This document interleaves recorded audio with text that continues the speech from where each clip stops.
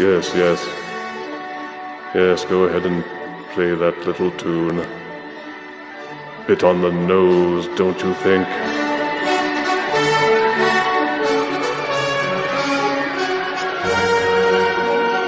We review the Marvel Legends Infinite series figure from Hasbro, the Valkyrie Fearless Defender. This looks like a female version of Thor without the cape. It is also one of the Build-A-Figure sets, in this case the Hulkbuster. As you can see, it comes with an arm that seems to be as massive as the figure itself. The packaging is excellent. It shows off two of the figures that are part of this set, the Marvel's Valkyrie and Thundra. That's just thunder with ah at the end to make it sound feminine. The bio reads, with the unbreakable dragon fang sword and heavy steel chain, these heroines bring evil to its knees. This gives you a tantalizing tease as to what the Hulkbuster figure will look like if you actually collect all of these figures in order to complete it. Or yet another repaint of Iron Man. Seriously, aren't there like 15 to 20 out there? He's like the Marvel equivalent of Bumblebee. But as this is a review of the figure itself, let us remove her from the package and see what she's got. And here is the Valkyrie figure out of her package. She wears a simple black bodysuit with metal nubs on it, and a belt draped artfully over her curvy hips. She has only one accessory, the sword, which is slightly bent due to the way the plastic deformed while inside the package. This can be fixed with the application of slight heat and rebending it into shape. Her hair is solid plastic and does not have any wires or anything in it which will allow you to pose or to bend it. Rotating the figure's head will rotate the hair with it, and you have to just deal with that. Fortunately, they did mold the hair so that way it drapes over certain parts of her. The paint applications are fairly well done. The skin is a little bit too yellow, but they at least painted her lips, and the eyes do not appear as vacuous as they do on many painted figures. The hair has a mottled appearance to it to give it more dimension and depth, and they did some minor painting on the musculature as well. The neck piece and the chest pieces are made of a silver paint on them to set them off from the black bodysuit, and she also has silver bracers for her forearms. If you look at the overall proportions, you will see that this figure gives new meaning to the term leggy blonde. Her legs seem disproportionately long compared to the rest of her body, especially her arms. The face is slightly mannish, but not too bad. In Norse legends, the Valkyrie were warrior women who would escort the souls of dead warriors to Valhalla for their eternal reward. So technically, all of these women are my employees. The hands are both sculpted in exactly the same manner, so they can both hold the sword, but it takes a considerable amount of force to leverage it in there past the thumb. If you don't want to risk snapping the plastic, place the sword in one of the hands of your choice and leave it there. The figure also comes with the right arm of the Hulkbuster figure, which is their hook to get you to buy all of the other figures to complete this one. Since this is a Marvel Legends figure, it uses the same basic template as almost all of the other Legends figures. The head will rotate 360 degrees on a swivel. It will also tilt slightly forwards and backwards, but due to the plastic limitations, you can only nod her head slightly up and down.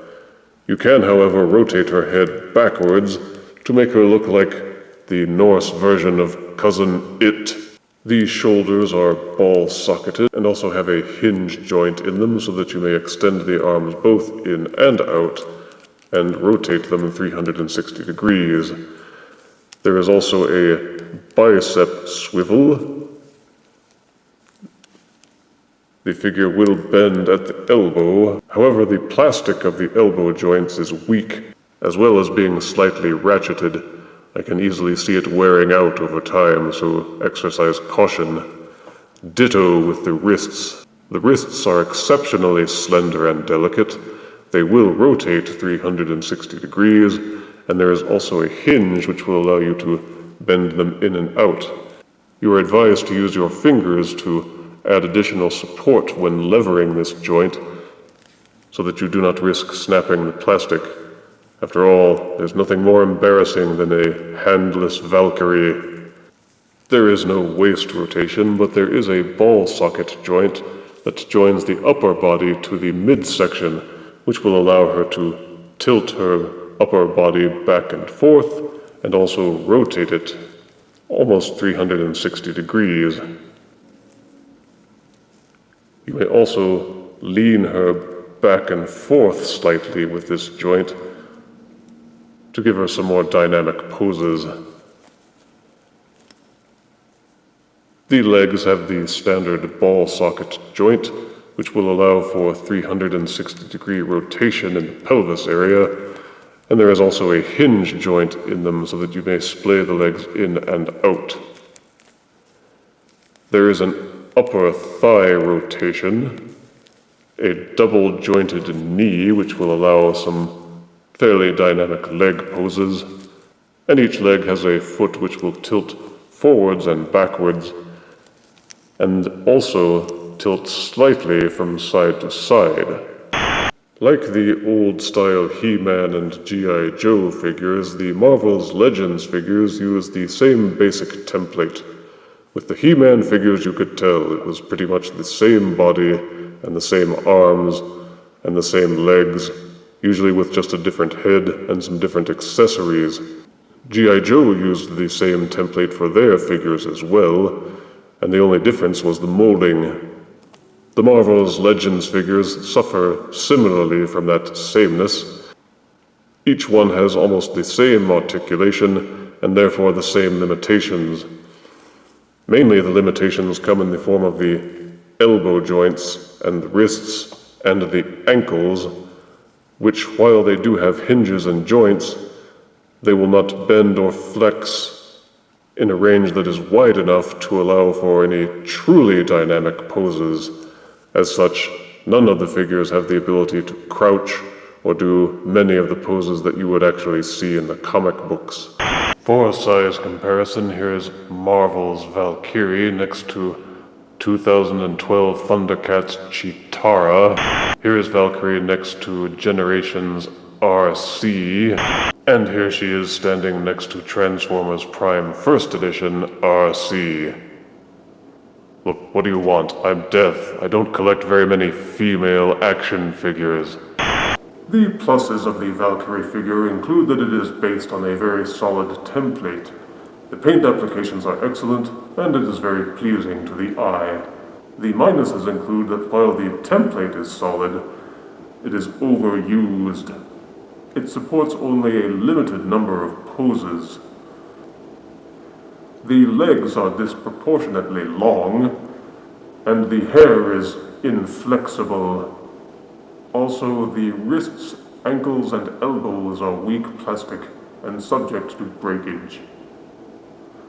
Because of those limitations, the Valkyrie figure receives 7 out of 10 deaths. Sorry about the low score.